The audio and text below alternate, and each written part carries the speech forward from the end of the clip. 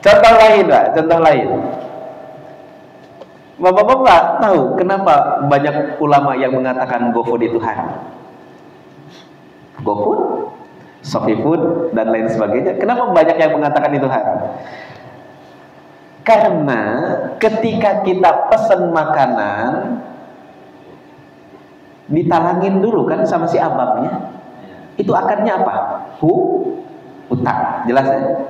Akadnya hutang. Setelah si abang itu beli martabaknya, lalu dianterin ke rumah kita, harga martabaknya kan plus biaya servisnya, begitu.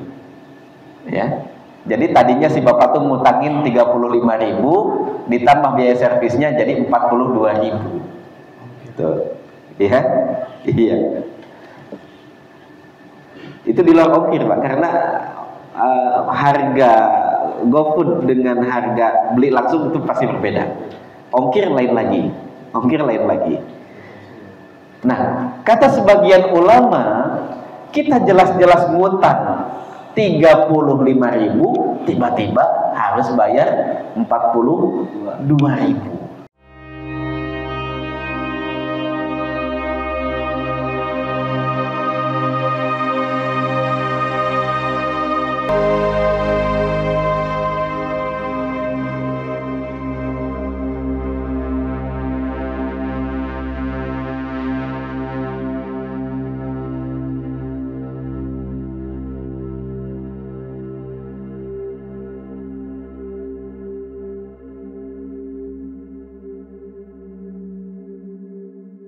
Bismillahirrahmanirrahim. Assalamualaikum warahmatullahi wabarakatuh.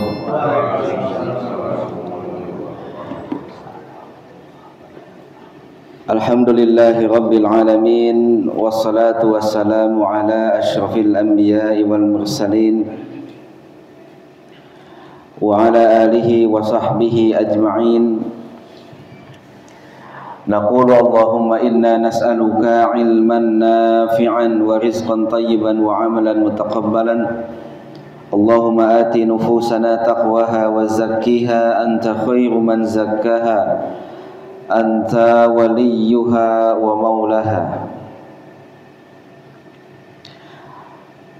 Amma ba'du, para hadirin jamaah yang dimuliakan Allah Subhanahu wa taala. Sepakat dengan apa yang disampaikan oleh pembawa acara bahwa pertemuan kita di majelis yang dimuliakan Allah Subhanahu wa taala ini benar-benar nikmat yang sangat agung, nikmat yang sangat besar, sehingga kata para ulama semakin banyak orang bisa ibadah kepada Allah, bukan lunas nikmatnya, jadi makin banyak nikmat yang harus disyukurinya. Karena kemampuan untuk mensyukuri nikmat itu adalah nikmat baru yang harus disyukuri lagi. Ini memang gak ada ujungnya mensyukuri nikmat itu. Karena ketika kita melaksanakan ibadah yang salah satunya kita niatkan untuk mensyukuri nikmat Allah, ya Allah saya sehat, makanya saya berangkat ke masjid. Berangkat ke masjidnya itu nikmat yang harus disyukuri lagi. Terus begitu.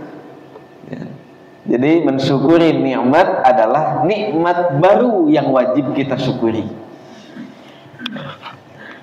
Bahkan sebenarnya kalau mau kita bandingkan antara nikmat sehatnya dengan nikmat kita bisa menggunakan sehatnya untuk ibadah, jauh lebih besar nikmat kemampuan menggunakan nikmat sehat itu untuk ibadah. Jadi begitu kita diberikan kesehatan, itu nikmat tuh. Lalu kita syukuri. Kemampuan kita mensyukuri nikmat sehat itu adalah nikmat yang jauh lebih besar daripada nikmat sehat itu sendiri. Jadi wajib disyukuri lagi. Terus begitu sampai kemudian nanti kita wafat, kita akan diwafatkan dalam kondisi tidak pernah bisa selesai mensyukuri semua nikmat Allah Subhanahu wa taala. Ya, jangankan kelas kita, Nabi Musa saja nyerah. Kalau diperintahkan untuk mensyukuri semua nikmat yang Allah anugerahkan, ya Allah, kalau gitu saya nyerah, saya nggak bisa. Apa kata Allah? Al-an qad syakartani ya Musa. Nah, itu syukur. Ketika kita sudah merasa apapun yang kita kerjakan tidak akan selesai mensyukuri nikmat Allah, itulah syukur. Ya, itulah syukur yang sebenarnya. Baik para jamaah sekalian yang dimuliakan Allah Subhanahu wa taala. Nah, hari ini temanya mungkin tema yang sangat jarang saya bawakan. Tema terkait gelar akademis saya yang paling ujung. Saya sudah minta bapak-bapak yang membawakan acara ya, saya MAI-nya jangan disebut, saya malu ya. Karena saya jarang sekali untuk nyolek bab ekonomi syariah gitu ya, padahal gelarnya sama dengan Ustaz Amru gitu. Register ekonomi. Hari ini, nah, insya Allah bab itu yang akan kita diskusikan. Lebih spesifiknya kita akan membahas tentang fikih muamalah.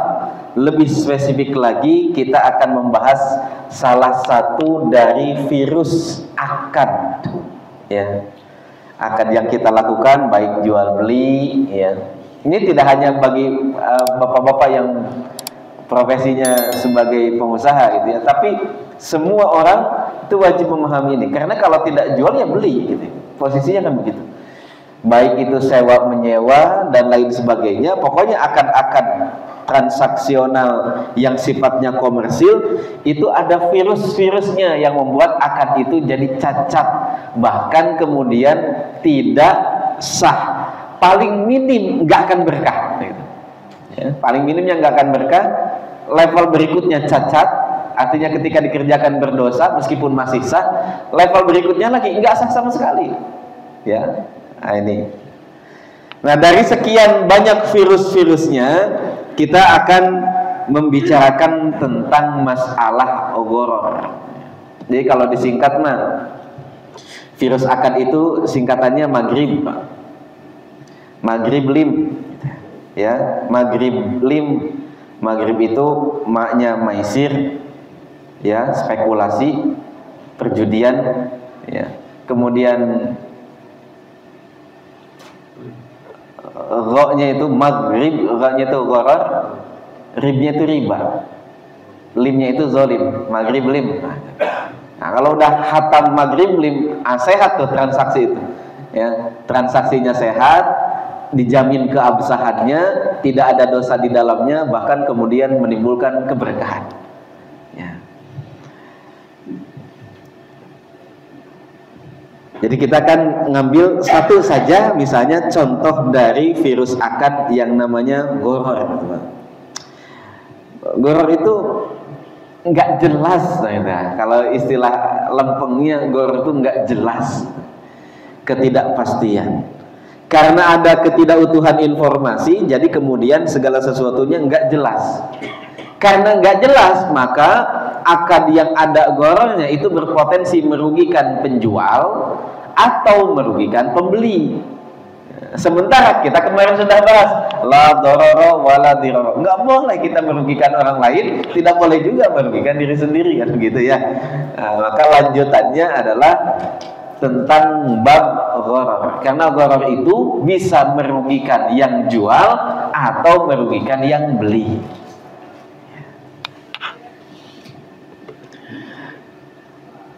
Apa saja bentuk-bentuknya? Dari ghoror itu nanti akan muncul ghalat, kekeliruan. Salah pak, kekeliruan gitu ya. Karena nggak jelas, akhirnya terjadi kekeliruan. Kekeliruan itu apa contohnya? Misalnya kalau bapak-bapak pesennya online shop, biasanya ini paling banyak terjadi ghalat, kekeliruan online shop. Misalnya beli HP nih pak, ya, ini apa sih ini mereknya? Ini bukan endorse ya, maksudnya ini contoh aja. Ini beli Redmi ini, warna biru, ya, warna biru, di checklist warna biru, spesifikasinya ini, tiba-tiba datangnya warna putih. Ghalat, kekeliruan itu dalam pengiriman barang. Ya. Itu satu ya.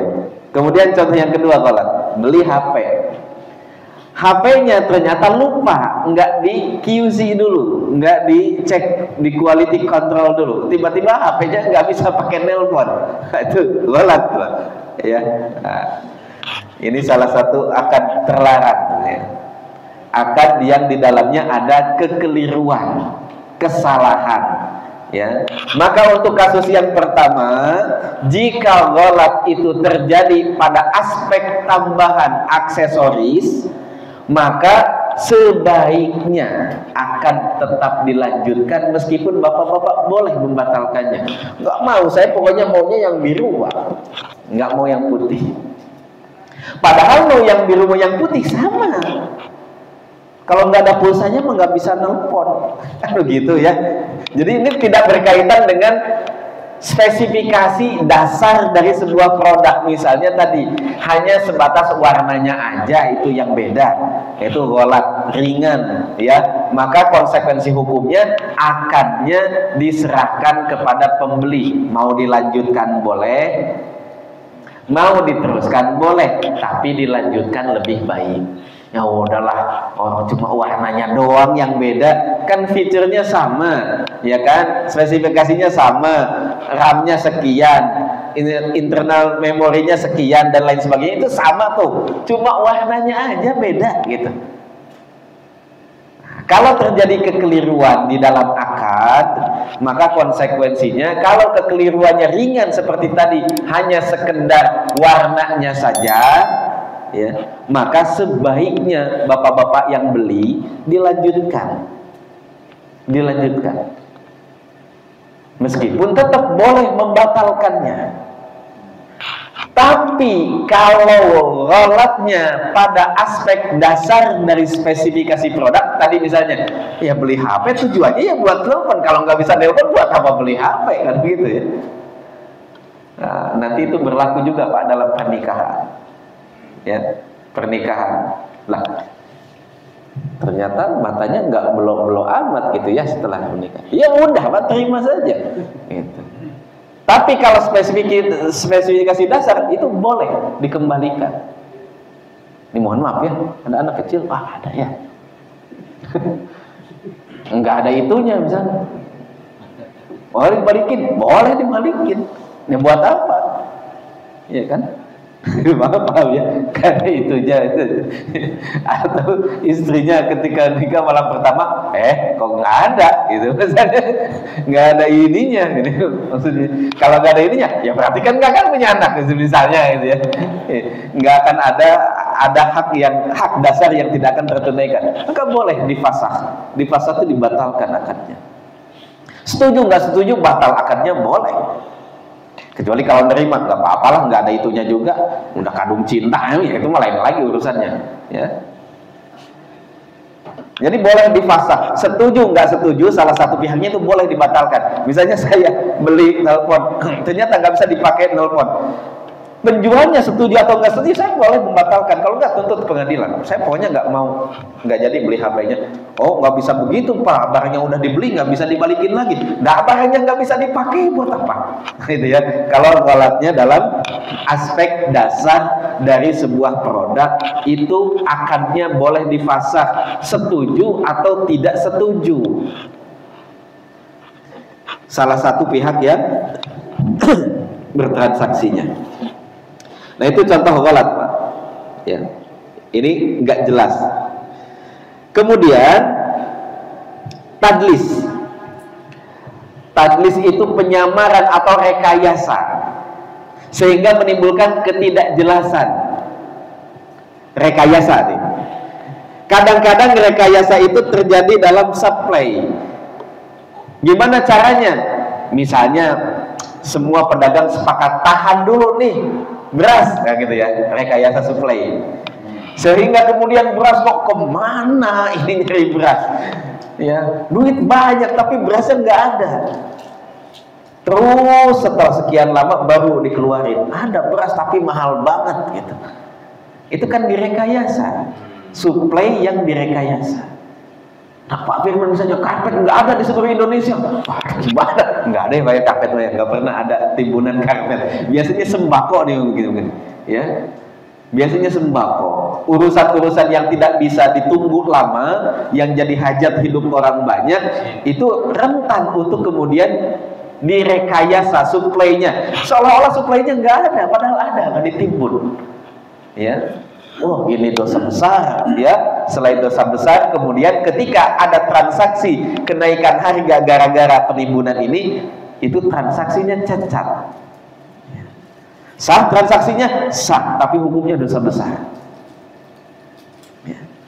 Jadi ketika ada harga naik gara-gara barang yang ditimbun, transaksinya sah. Beras misalnya jadi 30.000 sekilo.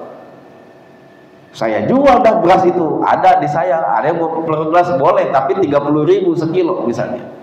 Ya. Begitu saya keluarkan antri orang beli, sah jual belinya? Sah, tapi dosa besar. Ya. Karena apa? Karena tadi diawali dari tadlis, penyamaran. Satu, penyamaran dalam suplai, direkayasa suplainya. Ya. Atau dengan cara apa? Menghambat produsen masuk pasar. Nah, ini juga kadang-kadang zaman dulu terjadi, saya nggak tahu kalau itu. Sekarang istilahnya dimonopoli gitu. Dimonopoli, baik dengan kebijakan tertentu atau dengan cara-cara yang kita tidak tahu. Pokoknya di pasar itu tidak ada produk lain kecuali produk saya sendiri gitu. Yang lain nggak boleh masuk, ya. Kalaupun ada yang masuk dari luar kota, dicegat dulu. Sebelum masuk Jakarta sudah saya cegat dulu. Ya, kemudian dibeli langsung di sana. Lalu saya katakan kepada penjualnya dari Sukabumi misalnya, ngirim pisang tuh banyak, ada puluhan truk misalnya, dicegatlah sebelum masuk jalan tol itu misalnya, ya Pak, waduh kalau di Jakarta mah lagi jelek harga pisang, daripada capek-capek nganterin ke sana, udah saya beli aja di sini gitu.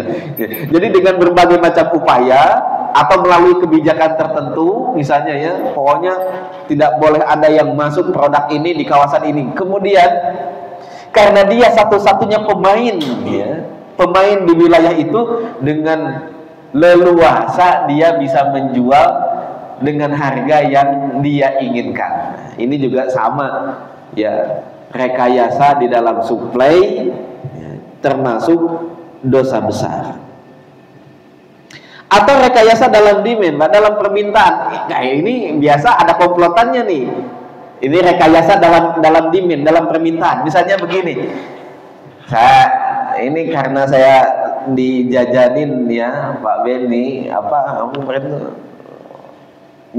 kursus nyetir mobil, tiba-tiba saya bilang sama bapak-bapak, karena saya nggak ngerti urusan mobil, Pak saya nyari mobil second dong, ya, Matic second gitu.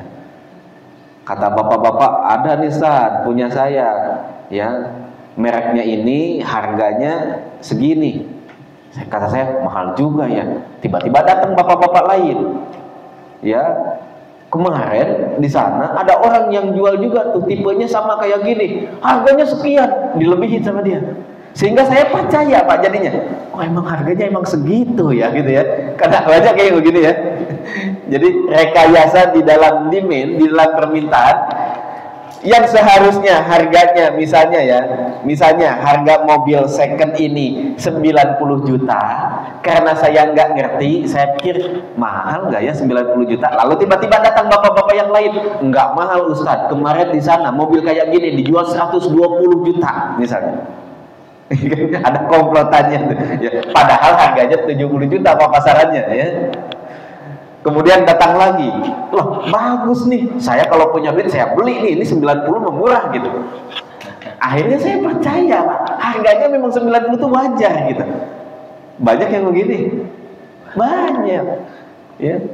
Itu namanya tadlis, rekayasa di dalam permintaan, ya, seolah-olah barang yang ada itu memang harganya sekian. Kalau yang modern itu biasanya komplotannya dalam bentuk kritikus atau review, ya, aduh, food vlogger, apa gitu ya. Pokoknya di-review lah. Halo guys, ini HP ya, meskipun ini second, gitu. Karena dia ahlinya kita percaya. Wah, iya memang ada segitu. Ya Allah, itu zaman sekarang kan begitu. Orang-orang kalau mau beli sesuatu kan lihat reviewnya dulu kan. Lihat reviewnya dulu itu, Pak. Ada reviewnya bagus nih. Ya bintang 5, pokoknya nggak rugi deh, ini dibeli 1,5 juta gitu misalnya. Itu kalau kemudian dia melakukan itu untuk menyamarkan barang produk yang ada, itu namanya tadlis. Itu namanya tadlis. Dilarang. Dalam syariat itu tidak boleh. Ya. Nge-review produk ya, tapi reviewnya dengan tujuan untuk membagus-baguskan padahal nggak bagus gitu ya, maka dia berdosa. Kemarin saya diskusi Pak dengan anak-anak di sekolah itu tentang monetisasi tentang monetisasi kanal YouTube ya, kanal Instagram dan lain sebagainya. Salah satunya gitu topiknya, gimana Ustaz kalau kita ininya kontennya review produk. Nah kalau di review, orang seneng Ustaz kalau produknya kita review bagus, tapi produknya bagus ya kadang-kadang nggak bagus juga gitu ya. Tapi kan namanya juga iklan Ustaz ya, jadi kita puji-puji ya. Itu maksud saya, hatta kalaupun nanti transaksinya sah, nggak ada berkahnya transaksi tadlis itu ya, nggak ada berkahnya. Bahkan di sekolah Pak, di sekolah ya, ketika ada ide PPDB nih buka pendaftaran santri baru, itu biasanya kan ada kelas sampel ya, kelas yang paling bagus, yang paling bersih, yang paling lengkap fasilitasnya, sampel kelas. Nanti kalau ada yang datang, yang mana kelas tunjuk itu yang paling bagus tuh. Ya, padahal selain itu mah Pak, AC-nya udah rusak gitu ya. Itu namanya tadlis. Ya, hatta kalaupun sah transaksinya nggak akan berkah. Kalau zaman Nabi tadlis itu jualan korma Pak, di atasnya korma bagus tuh, di bawahnya korma yang nggak bagus. Berapa nih korma sekilo? Ini mah premium ya. Wah bukan premium, murah. Ini mah Pertamax turbo misalnya. Kurmanya. Waduh. Begitu dicobain bagus Pak yang atas. Jadi berapa nih sekilonya? Sekian. Karena bagus. Ya udah bungkus aja tuh, 1 karung, 1 box dan lain sebagainya. Dia nggak tahu kalau bawahnya itu tidak sebagus yang atas. Ini tadlis juga. Penyamaran tuh ya. Penyamaran atau rekayasa. Ada lagi zaman sekarang pedagang harga Pak. Ditulis gede 50.000, begitu datang ada tulisannya kecil 500 gram, kirain sekilo.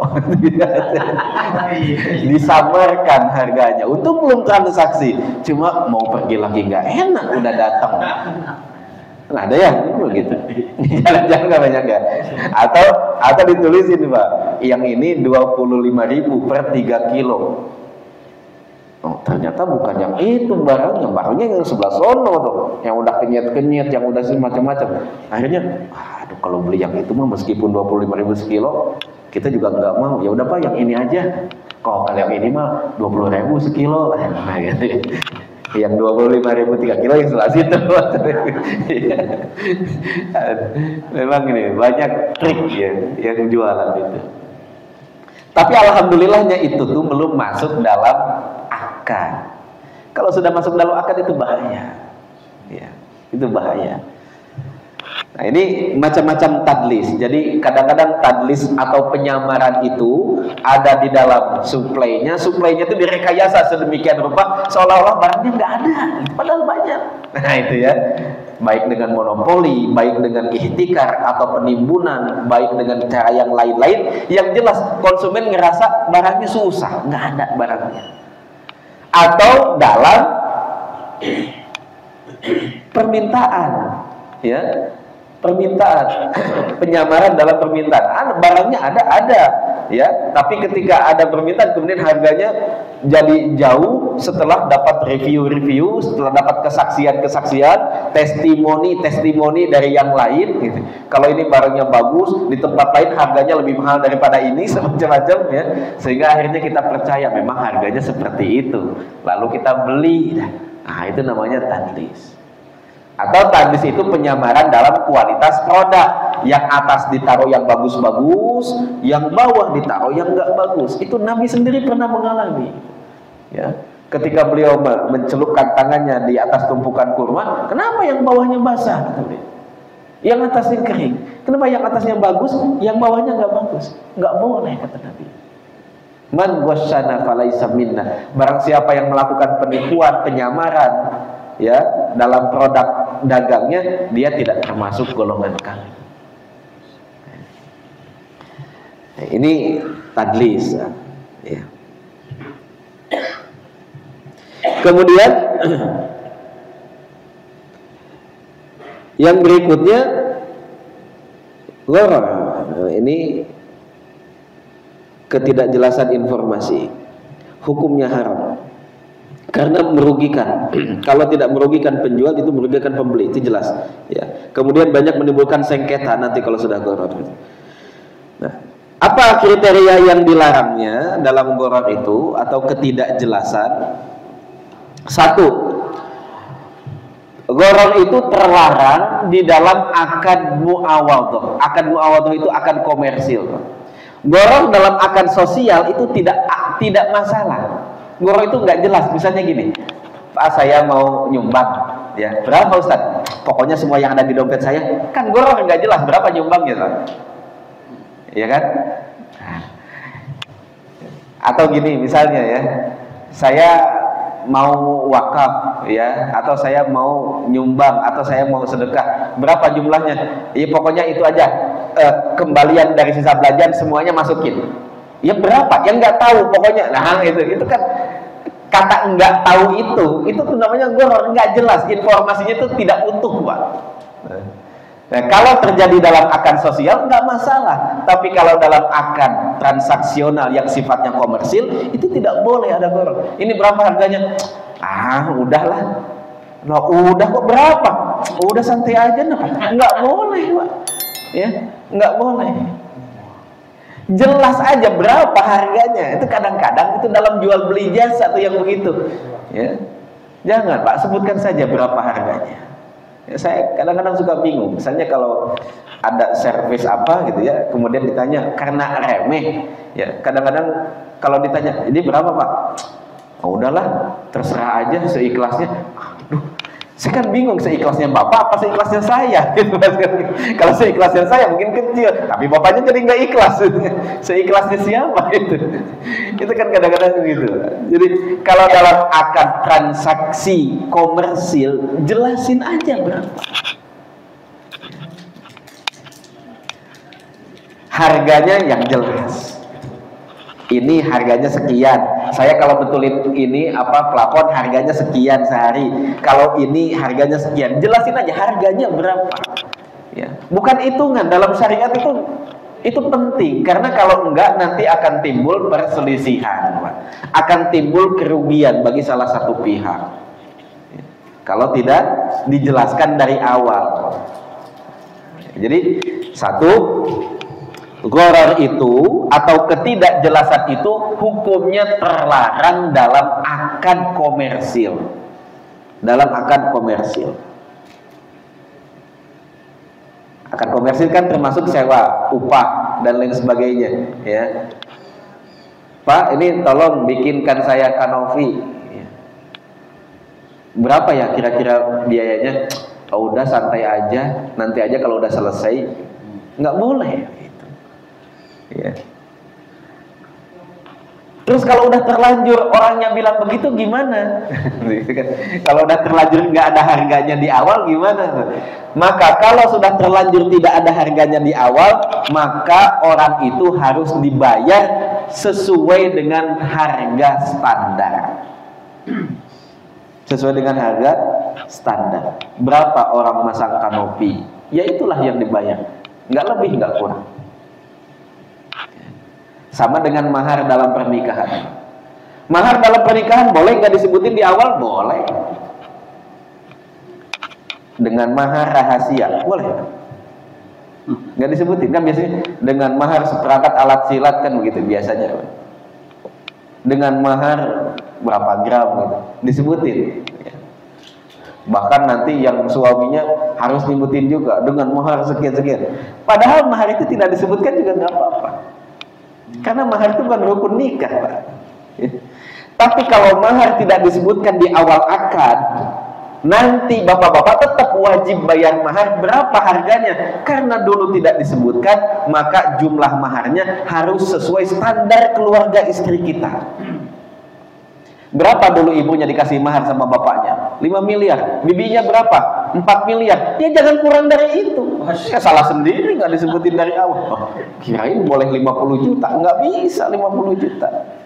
Ya, makanya jelasin dari awal biar tidak terjadi konflik, nggak terjadi salah paham, tidak terjadi kerugian dan lain sebagainya. Dari awal clear, pekerjaannya ini bayarannya segini, barangnya ini harganya segini, menikah maharnya segini. Nah, kalau dia ridho ya dengan mahar segitu, meskipun ibunya 5 miliar, bibi-bibinya 5 miliar semua ya, itu kakak-kakaknya dulu nikahnya sama miliaran. Kita tiba-tiba 5 gram doang gitu. Itu tidak jadi masalah. Tapi kalau tidak disebutkan, maharnya itu wajib dengan mahar mithil atau mahar standar yang biasa berlaku di dalam keluarganya. Masih penting. Kalau yang biasa berlaku di keluarganya, ibunya dulu 2,5 gram. Kakak-kakaknya dulu menikah, ya nggak lebih dari 3 gram, 4 gram lah. Nah itu masih enak gitu. Ya. Nah ini kalau mahal repot. Gitu ya. Jadi gharar itu terjadi pada akad komersil tidak boleh, tapi kalau dalam akad sosial boleh. Mana dalilnya? Dalilnya adalah Nabi Shallallahu Alaihi Wasallam pernah bersabda seperti ini. Ini harta peninggalan saya, nggak tahu berapa, tapi harta peninggalan saya setelah dibayarkan ini, itu sisanya sedekah. Berapa sisanya? Nggak tahu. Loh kok nggak tahu gharar dong? Ya, kalau dalam akad tabarruk, kalau dalam akad sosial seperti hadiah, seperti hibah dan lain sebagainya, tidak ada masalah. Ya. Saya nggak tahu, Pak. Bapak-bapak kalau THR itu dalam hukum kita apa hukumnya? Kalau misalnya THR itu tidak wajib, misalnya ya, saya nggak tahu soalnya hukum. Kalau misalnya THR itu tidak wajib, tapi kebaikan perusahaan aja tuh pengen ngasih THR misalnya, maka tidak disebutkan di akad juga nggak jadi masalah. Tiba-tiba THR-nya 10 juta bulan ini, tiba-tiba tahun depan misalnya THR-nya 2,5 juta. Nah itu pegawai-pegawai itu nggak boleh komplain. Kenapa? Karena akad sosial itu tidak perlu disebutkan di awal dan nggak perlu rata jumlahnya berapa. Beda dengan akad komersil. Guru kerja di sekolah, tanda tangan, kerjaannya ini, gajinya sekian, 2 juta. Itu nggak boleh, ada yang berkurang, nggak boleh dan lain sebagainya. Begitu aja. Tapi giliran bonus-bonus, giliran THR dan lain sebagainya, karena masuknya dalam akad sosial kebaikan dari sekolah misalnya ya untuk para guru, maka tidak disebutkan di awal berapa jumlahnya juga tidak jadi masalah. Bisa 1 kali gaji, bisa 2 kali gaji, bisa setengah gaji, bisa 1/4 gaji dan lain sebagainya. Itu tidak jadi masalah. Ya, kami kalau di perusahaan di luaran mah udah diatur ya dari Departemen Tenaga Kerja ya, bahwa THR itu wajib berapa? Waduh. Ya.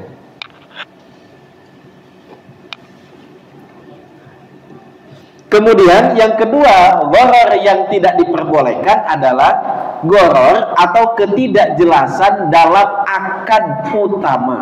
Dalam akad utama. Kok ada akad utama, ada akad tambahan? Iya, kadang-kadang begini Pak. Kadang-kadang kalau kita melakukan satu transaksi, kadang-kadang ada transaksi ikutan yang sebenarnya kita tidak menginginkan itu, tapi include di dalam transaksi yang pertama. Contohnya gini, Dalam syariat, bapak-bapak tidak boleh beli janin embek misalnya ya, atau janin sapi.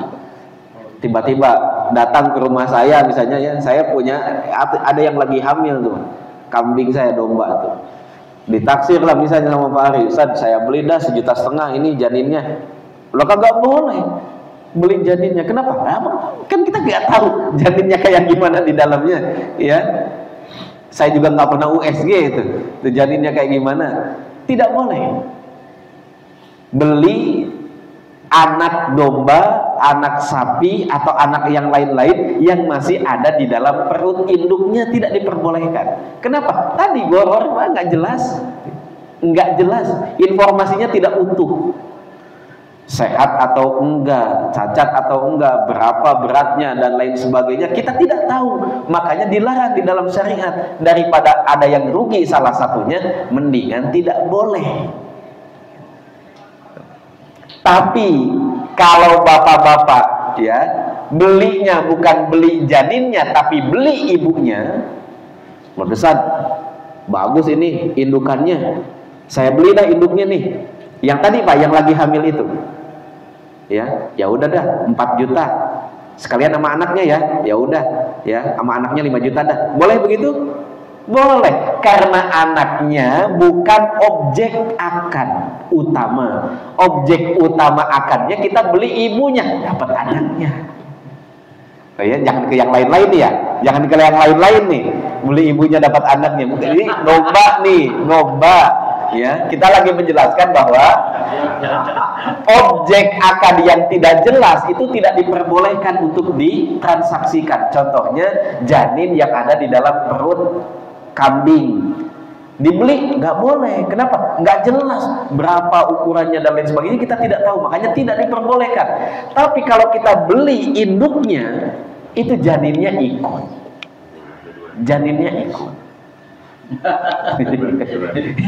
Ini domba nih, udah ya.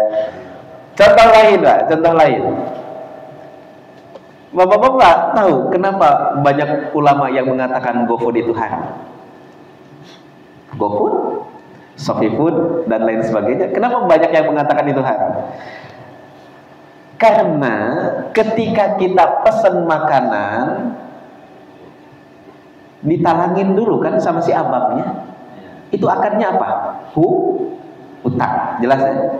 Akadnya hutang. Setelah si abang itu beli martabaknya, lalu dianterin ke rumah kita, harga martabaknya kan plus biaya servisnya. Begitu. Ya. Jadi tadinya si bapak tuh ngutangin 35.000, ditambah biaya servisnya jadi 42.000. Gitu. Iya? Iya. Itu di luar ongkir Pak, karena harga GoFood dengan harga beli langsung itu pasti berbeda. Ongkir lain lagi. Nah, kata sebagian ulama, kita jelas-jelas ngutang 35.000, tiba-tiba harus bayar 42.000. Kan itu riba, ya. Makanya kemudian dianggap sebagai transaksi terlarang. Sering GoFood.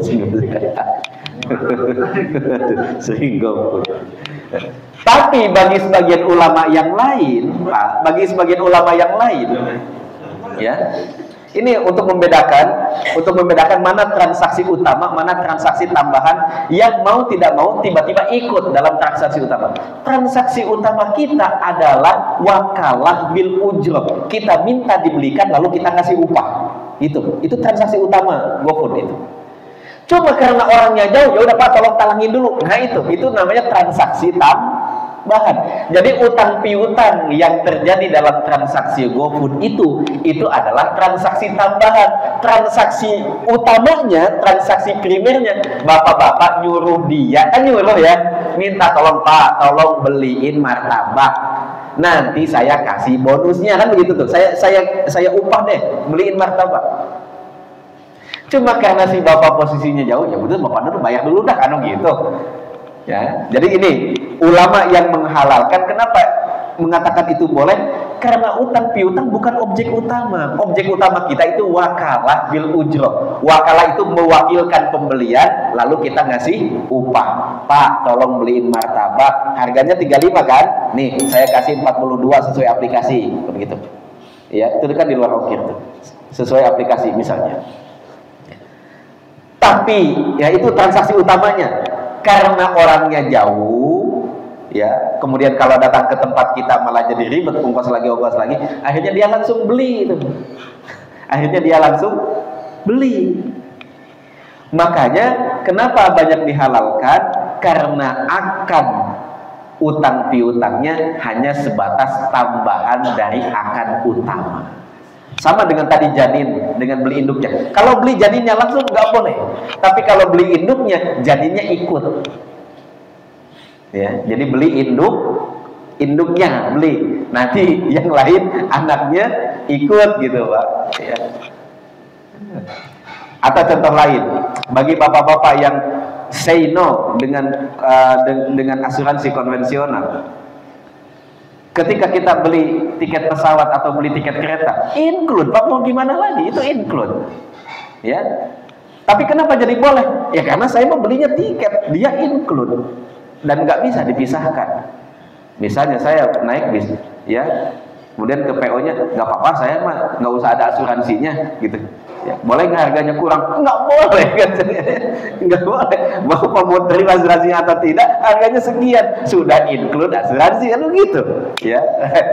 Tapi kenapa jadi boleh? Karena itu bukan objek akad kita. Objek akad kita itu adalah apa? Beli jasa bis dianterin sampai tujuan, itu kan objek utamanya. Tiba-tiba akad yang ini masuk, ya, sebagai akad tambahan. Ma la yajuzu tabaan, ma la yajuzu istiqlalan. Itu kaidah fikihnya, nanti bisa ditanya Ustaz Aib. Ya, sesuatu yang kalau sendiri diakad tidak boleh, tapi kalau sebagai ikutan itu jadi boleh. Contohnya tadi. Ya. Maka kemudian gharar di dalam objek utama akad tidak diperbolehkan, tapi gharar dalam objek yang bukan utama akad ikutan itu boleh, tidak jadi masalah. Kemudian yang ketiga, gharar yang tidak diperbolehkan itu gharar yang berat. Kalau gharar yang ringan mah dimaafin, karena susah, Pak, untuk tidak melakukan gharar dalam transaksi itu susah sekali. Makanya kemudian syariat memberikan keleluasaan untuk gharar-gharar yang sederhana, ya, enggak jelas tapi remeh, itu nggak jadi masalah. Contohnya, bapak-bapak, kalau dari sini, misalnya sebelum ada Jack Linko gitu ya, naik angkot, misalnya sampai Kampung Rambutan, 5.000. Tapi kalau kita turun di Geraha, 5.000 juga. Nah kalau kita turunnya di lampu merah Pasar Rebo, 5.000 juga. Ada tulisannya jauh dekat 5.000. Lah kok nggak jelas begini? Kan nggak jelas, Pak. 5.000 itu sampai Rambutan, bukan sampai sini. Tapi kan faktanya, ya, sebelum nyampe Rambutan 1 kilo lagi 5.000 juga harganya kan. Nah itu kan gharar sebetulnya, Pak. Nggak jelas. Bayarnya 5.000, dapatnya nggak sampai Rambutan. Tapi kenapa jadi boleh? Karena itu ringan, ya. Kalau enggak, nanti kata sopirnya, ya Bapak kalau mau 5.000, saya anterin sampai Rambutan. Nanti di Rambutan Bapak jalan ke Pasar Rebo. Mau begitu. Kalau komplain penumpangnya 5.000 sampai Rambutan, ya udah saya anterin sampai Rambutan. Nanti Bapak dari Rambutan jalan kaki ke Pasar Rebo, gitu. Bayarnya 5.000. Ya, atau misalnya kita masuk nih ke WC umum. Ada tulisannya 2.000. 2.000 itu untuk berapa, Pak? Untuk berapa gayung air?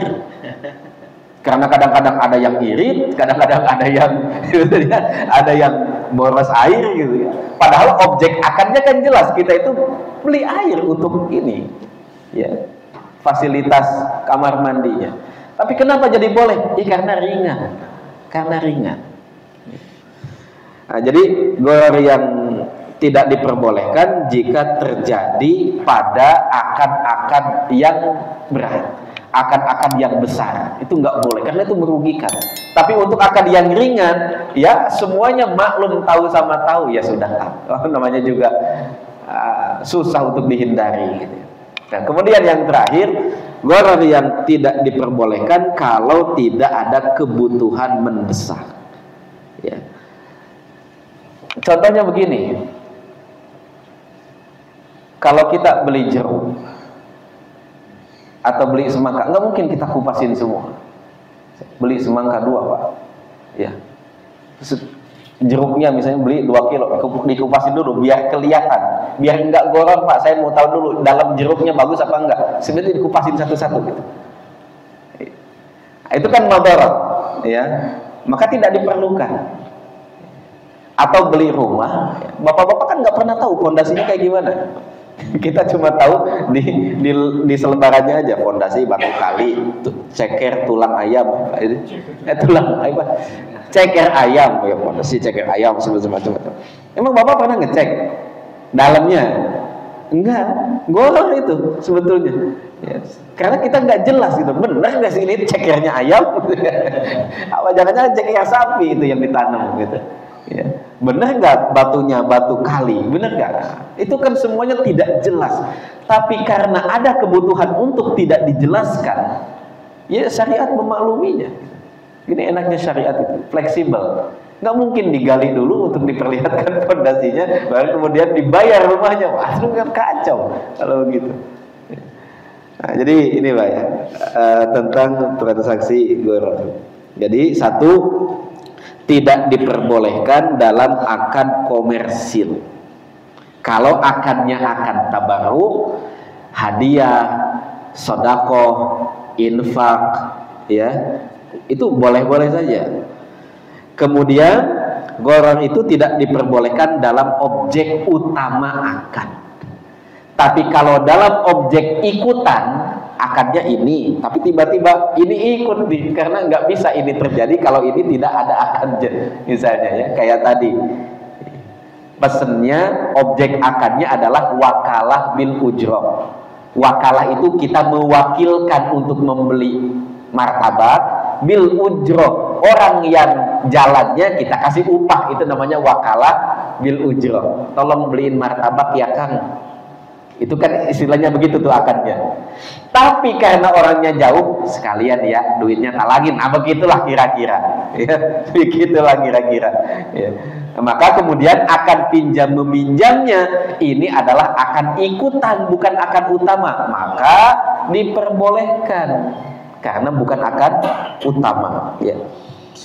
Atau tadi seperti contohnya beli janin yang masih ada di dalam perut induknya. Kalau langsung beli janinnya, janin sebagai objek utama akad, tidak diperbolehkan. Kenapa? Karena enggak jelas kondisi janinnya seperti apa, beratnya berapa, sifatnya berapa, ganteng atau enggak, itu janin tidak ada yang tahu. Makanya tidak diperbolehkan.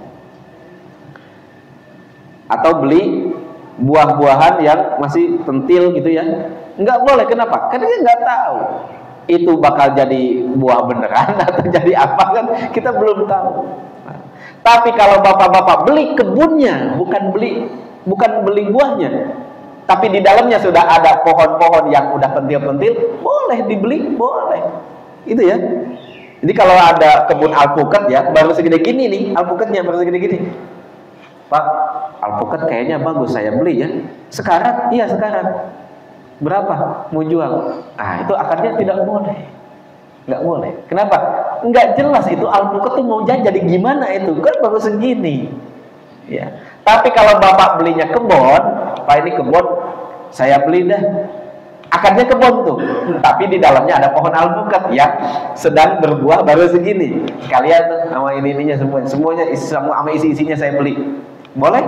Boleh. Kenapa? Karena beli buah alpukatnya akad ikutan, bukan akad utama. Jadi ya, kemudian yang berikutnya, gharar yang terlarang adalah gharar yang berat. Kalau yang ringan-ringan ya dimaafkan lah di dalam syariat. Dan yang terakhir, gharar yang terlarang adalah apa tadi? Gharar yang terakhir. Kok saya lupa? Bapak-bapak dari tadi nyimak lupa juga. Saya juga lupa yang terakhir. Ya. Jadi kalau untuk yang ringan-ringan tidak jadi masalah. Contohnya sewa rumah, nggak sewa rumah sebulan, namanya sebulan ada 28, ada 29, ada 29, ada 30, ada 31. Kan enggak mungkin ya bulan depannya Pak karena 31 harganya di 950 ya. Bulan depannya karena cuma 30 hari jadi 900 gitu. Kan enggak. Itu cuma beda selisih sedikit-sedikit itu tidak jadi persoalan. Ini macam-macam gharar di dalam transaksi. Gitu ya, sampai 6 kurang seperempat. Nah, itu baru satu aspek ya dari virus akad. Nanti ada maisir, spekulan, ya. Mirip-mirip perjudian. Nanti contohnya banyak ya. Kalau bapak-bapak yang suka main saham, itu contohnya transaksi short selling, itu tidak diperbolehkan dalam syariat. Ya, beli saham hanya untuk nungguin kapan ini naik mau saya jual lagi. Ya, itu tidak boleh ya. Kalau di sekolah-sekolah akad-akad yang tidak boleh itu akad-akad ya, perlombaan, ini biaya pendaftaran 500.000. Yang 500.000 itu dikumpulin kemudian menjadi hadiah. Itu juga tidak diperbolehkan. Masuknya akad maisir. Ya. Ada riba, kemudian limnya zolim. Tinggal hafalin aja. Maghrib lim. Kalau nggak ada maghrib lim, itu transaksi sehat walafiat. Insyaallah berkah.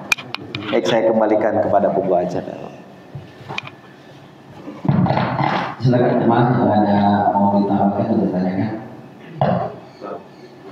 Ya. Menurut saya dari yang akad gharar di kampung itu kadang-kadang ada ini beli bahasanya beli tebas tuh ya, satu pohon gitu, pohon entah pohon mangga atau pohon jambu, udah kelihatan memang udah siap dijual. Lantas seperti itu, kok ini kita sakuin 10 juta misalnya. Nah, apakah itu termasuk gharar tadi atau tidak? Karena secara barang kelihatan tapi tidak tahu berapa kilo, berapa jumlah. Apakah itu termasuk gharar? Ya. Di dalam syariat, di dalam istilah fikih itu ada bai' juzab. Bai' juzab itu beli sebut gitu ya.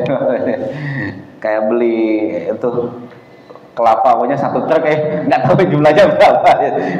Nah, itu bai' juzab itu adalah mahalul khilaf di antara para ulama, berbeda pendapat. Tapi ya melihat kemaslahatan bai' juzab itu diperbolehkan.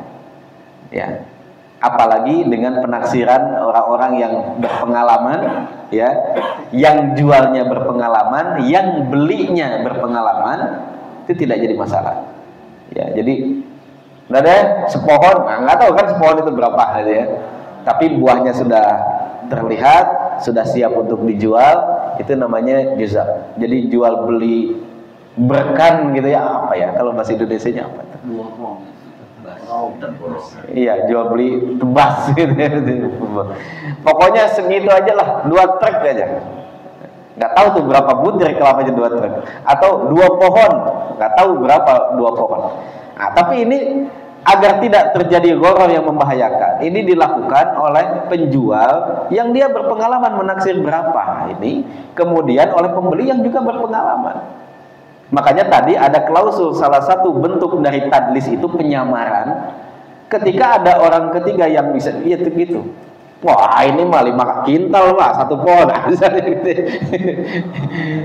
Iya, itu kalau orangnya tidak berpengalaman kemudian termakan oleh ucapan-ucapan ini, itu masuknya tadlis. Ya, masuknya tadlis. Atau si penjual dengan sengaja kemudian menampilkan buah-buah yang ada di pohon itu sehingga biar kelihatan banyak gitu ya, sehingga nanti yang beli itu naksirnya jadi salah. Nah, ini juga tidak diperbolehkan. Pokoknya kalau dua-duanya ridho ya, kemudian setelah turun dua-duanya ridho, itu transaksi boleh dilakukan. Ya, boleh dilakukan. Tapi untuk bai' juzab ini dan bai' yang lain, jual beli yang lain, harus ada khiyar. Khiyar itu opsi untuk melanjutkan atau membatalkan akad. Ya, jangan pelit. Ya, kalau kita jual atau kita beli, ada opsi untuk melanjutkan atau membatalkan akad. Nanti bab khiyarnya ada lagi, ya, 1 SKS, ya, bab khiyar. Ada khiyar aib, opsi membatalkan akad atau melanjutkan akad gara-gara barangnya cacat. Ada khiyar majlis. Khiyar majlis itu selama kita masih ada di tempat transaksi, belum meninggalkan lokasi, itu masih boleh dibatalkan atau tetap dilanjutkan. Itu namanya khiyar majlis. Yang ketiga ada khiyar syarat. Khiyar syarat itu kondisional. Kondisional itu maksudnya, Pak, saya mau beli laptop, tapi boleh nggak saya nyobain dulu 3 hari? Saya beli ya, tapi kalau 3 hari nggak cocok saya balikin lagi, boleh? Boleh. Ya. Itu laptop ya, yang lain-lain. Kamu suka yang lain-lain. Soalnya kemarin ada. Kemarin ada.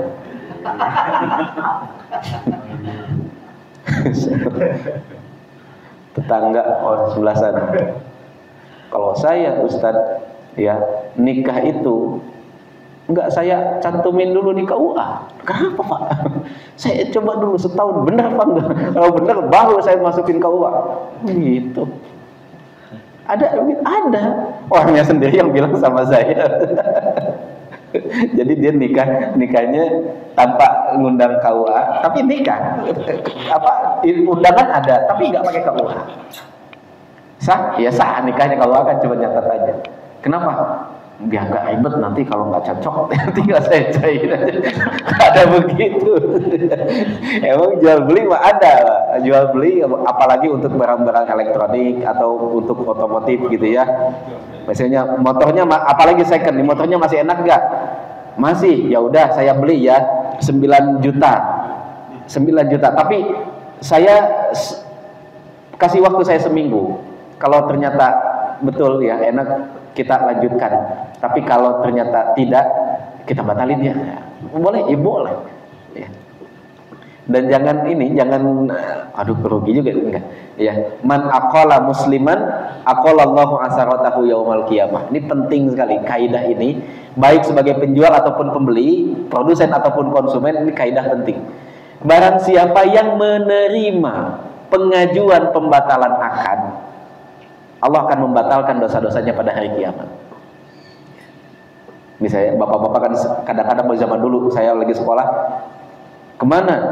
Kadungora, nggak ada Pak Abbas. Kadungora. Ternyata Pak, baru sampai Tanjung itu penumpang udah nggak ada. Rupanya dia rugi juga kalau nganterin ke sana cuma 1 penumpang. Pak, turunnya di sini. Loh kan itu kan nggak boleh. Ya, tapi kalau kita terima, ya sudah Pak, nggak apa-apa. Itu namanya iqalah, membatalkan akad yang sudah disepakati. Ya, udah beli nih, tiba-tiba orangnya nyesel. Aduh, Pak, bisa nggak yang kemarin kita batalin ini kayaknya kenangan dari orang tua saya.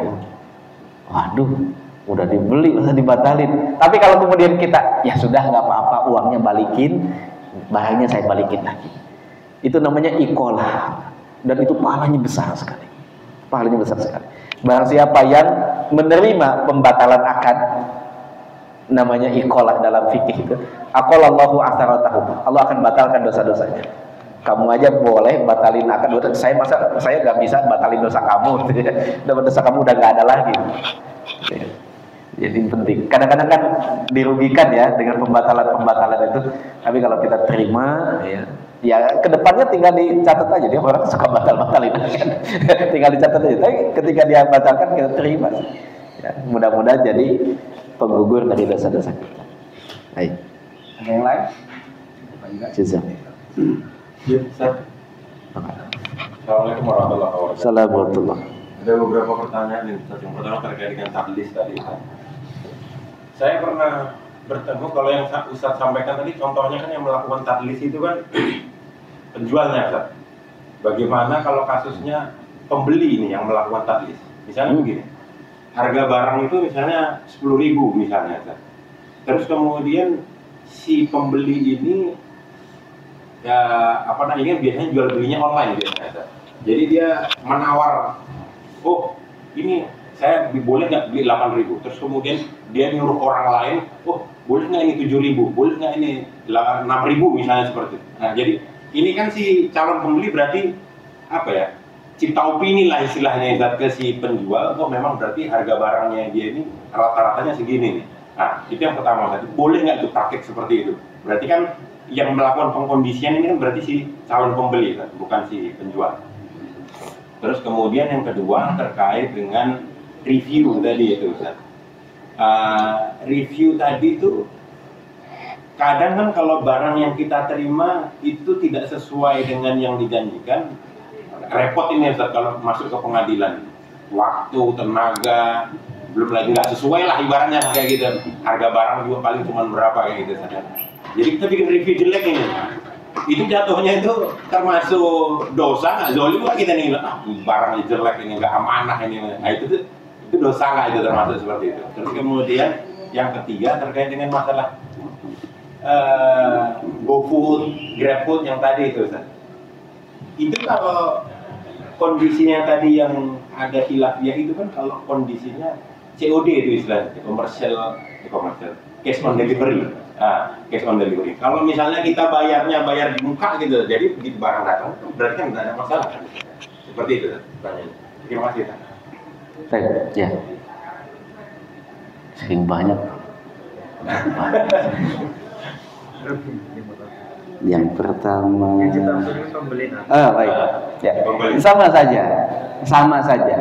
Ya, jadi tadlis itu bisa dilakukan penjual, bisa dilakukan pembeli. Kenapa yang paling banyak contohnya penjual? Karena penjual yang pegang harga. Ya, dia tahu modalnya berapa aja, dia tahu. Dia belinya dari orang lain, dia tahu. Tapi kadang-kadang pembeli bisa. Dalam istilah fikih itu ada namanya talaki rukban. Talaki rukban itu adalah ketika para pedagang menyongsong kafilah yang datang dari tempat yang jauh, sebelum masuk pasar dia udah cegat duluan. Ya, misalnya sebelum masuk Keramat Jati gitu ya, pasar induk dia udah cegat duluan. Begitu mau keluar tol gitu, udah dicegat duluan. Dari mana? Dari Sukabumi. Bawa apa? Bawa pisang atau bawa apa? Biasanya dari sana bawanya itu. Lagi hancur Pak. Lagi hancur harganya. Dia belum tahu kondisinya di pasar induk seperti apa. Daripada repot-repot, dan saya beli aja, ya, harga normal. Kalau dia menyebutkan itu, kemudian nanti ada yang datang lagi menguatkan dan datang lagi, sehingga dia, emang lagi ini ya, lagi turun banget ya di pasar induk misalnya.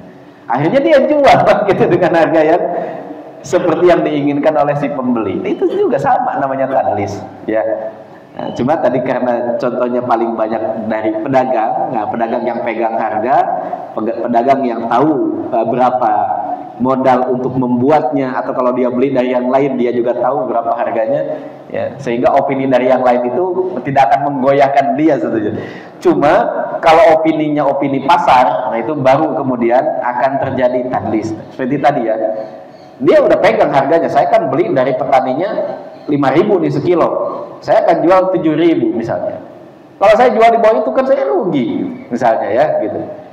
Tapi karena ada info dicegat sebelum masuk pasar itu, infonya di sana harganya lagi nggak karuan, ada yang jual 4.000, ada yang jual 3.000. Lah Bapak dari sananya berapa?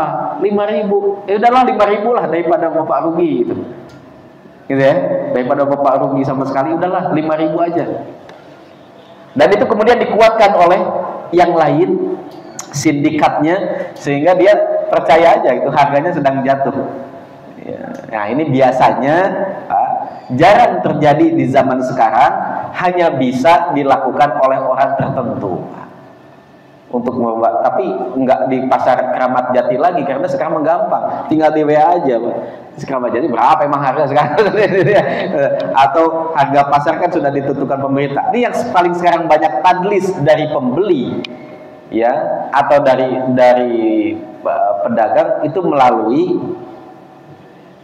melalui review para ahli ya, testimoni sama kebijakan pemerintah. Umumnya di dalam pasar saham. Itu yang paling gampang naik turunkan. Kalau harga sekarang udah susah. Ya, harga cabai lagi jatuh, Pak, tinggal telepon aja ke Keramat Jati. Emang lagi jatuh? Enggak, biasa aja, Pak. Ya, nah, kemungkinannya kecil. Tapi kalau itu terjadi sama tidak boleh, sama tadlis juga. Nah, bedanya misalnya kalau saham yang paling sekarang sering terjadi. Sahamnya udah mau hancur, tiba-tiba dibuatlah opini, review dan lain sebagainya. Sahamnya bagus. Tadlis itu. Ya. Akhirnya pemerintah turun tangan di bailout gitu. Dibayar dari pajaknya bapak-bapak gitu ya, asal gitu. Itu kan udah mau hancur itu kan, perusahaannya udah mau hancur, tapi sahamnya kemudian dinaikkan dengan berbagai macam cara, sehingga kemudian orang-orang tertarik untuk beli. Oh, bagus ya, bagus ya. Lalu dibeli. Atau dengan aplikasi juga kan bisa di-setting, Pak. Ya, ini saham nanti grafiknya bakal naik. Nah, orang tinggal beli. Itu tadlis juga. Pokoknya semua bentuk penyamaran yang dilakukan oleh siapapun itu tadlis. Kemudian yang kedua, review. Ya, review. Apakah kalau kita nge-review jelek gitu, paling Bapak dituntut ya. Kemarin sudah ada food blogger makanannya emang nggak enak ya. Diberikan bintang 1. Ini Pak, membicarakan kejelekan orang itu boleh kalau dia secara terang-terangan melakukan itu. Jadi nggak boleh kemudian kita memberikan review negatif hanya karena ada satu kasus. Ya, jadi karena kita tidak tahu apa yang sebenarnya terjadi. Tapi kalau itu sudah jadi kebiasaannya, tulis Pak, review jeleknya memang begitu. Boleh. Jadi dalam syariat membicarakan keburukan orang lain untuk menjaga yang lain agar tidak terjebak dengan keburukan orang itu, hukumnya diperbolehkan. Ya, hukumnya diperbolehkan. Tapi kalau hanya satu kasus kemudian dibuatkan review jeleknya, tidak boleh. Kenapa? Ya, kita tidak tahu apa sebetulnya, apakah packingannya salah, ataukah orang karyawannya yang nggak hati-hati ya, belinya HP dimasukin yang lain atau apa gitu ya, apakah kurirnya yang nggak hati-hati sebenarnya ketika barangnya sampai rusak dan lain sebagainya. Silahkan ajukan komplainnya ya, minta gantinya tadi Pak. Kalau tidak bisa, ikhlas saja ya, kita terima saja apa yang sudah terjadi, apalagi barangnya tidak seberapa ya. Tapi kalau itu kemudian terjadi berulang, maka boleh kemudian kita memberikan review negatif, boleh ya. Kalau terjadi berulang, sehingga kemudian apa tujuan kita? Bukan untuk melampiaskan kekesalan kita, tapi untuk menjaga yang lain agar tidak rugi seperti yang kita alami gitu. Kita berikanlah suratnya, Bapak tuh sudah berapa kali saya order selalu ini, kalau tidak ada perbaikan saya tulis reviewnya negatif. Kalau dia tidak ada balasan apa-apa, nggak apa-apa Pak, silahkan kasih review negatif. Nah, kemudian yang terakhir COD ya. Ya, tadi itu ketika kita membahas tentang transaksi ikutan utang piutang ya. Kalau tidak ada utang piutangnya ya tidak ada masalah ya, tidak ada utang piutangnya. Cuma yang jadi masalah kalau sudah membayar duluan, sudah nyimpen deposit, nah paling apa status depositnya? Status deposit itu nitip. Jadi kalau kita ngisi GoPay itu nitip. Nitip apa ngutangnya? Nitip. Nitip apa ngutangnya? Ini bapak-bapak kan pada nabung nih. Itu akannya apa sih Pak? Itu nitip apa ngutangin? Dalam perspektif kita nitip, dalam perspektif dia ngutangin. Nah, itu harus dikelirkan. Saya tidak tahu akannya seperti apa ketika kita top up gitu ya. Tapi kemungkinan besar nitip gitu. Ya, kemungkinan besar nitip, bukan ngutangin. Soalnya kalau nanti ngutangin, maka semua keuntungan dari saldo top up kita tidak boleh diambil. Misalnya ya, kalau cash itu harganya 40.000, tapi kalau pakai top up, GoPay dan lain sebagainya 35, itu nggak boleh diambil Pak. Ya, nggak boleh diambil. Kalau statusnya utangin gitu. Dia ngutang sama kita 100.000, kita isiin nih. Tapi statusnya kemungkinan besar nitip. Ya, nitip. Sama dengan bank-bank syariah sekarang nyaris semuanya rata. Ya, statusnya nitip atau wadiah. Ini wadiah, nitip. Yang namanya nitip, Pak, jangan berharap dapat bagi hasil. Wah, nitip kok. Ya, semoga orang-orang kita pengennya nitip, tapi pengen juga dapat bagi hasil. Namanya nitip nggak ada bagi hasilnya, yang ada bonus. Bonus itu tidak terikat, terserah dia mau ngasih bonus atau kagak, nggak ada urusan. Saya punya rekening 500 miliar, nggak ada bagi hasilnya.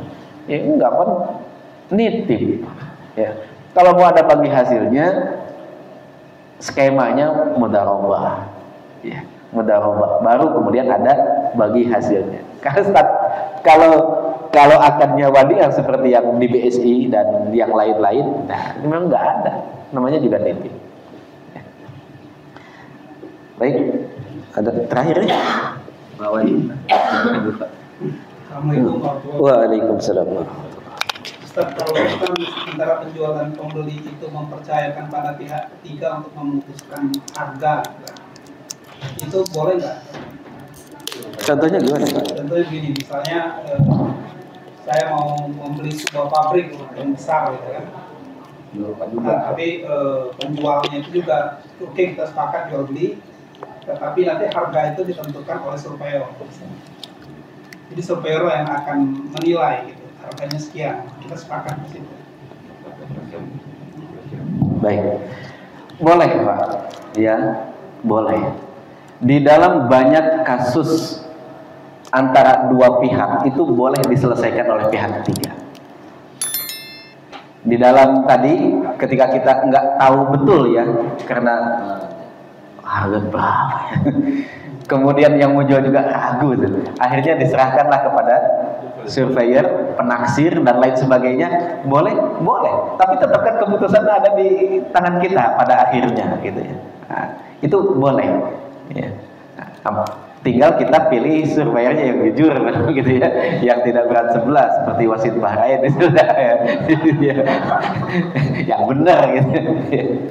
Nah, ini bahkan di dalam rumah tangga ada begitu.